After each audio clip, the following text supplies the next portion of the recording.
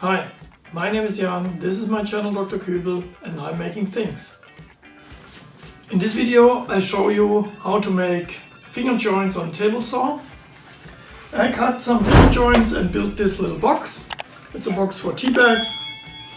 So I hope you enjoy the video. Let's go for it.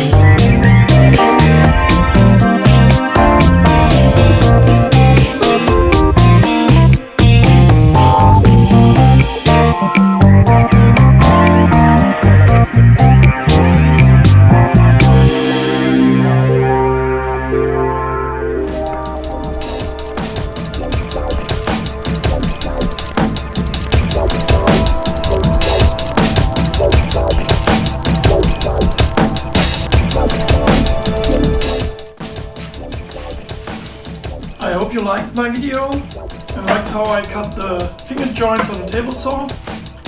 But the real way how to use this jig I will show in another video, so don't forget to like and subscribe and hit the bell so you can see how this finger joints with a really easy jig. Thanks for watching.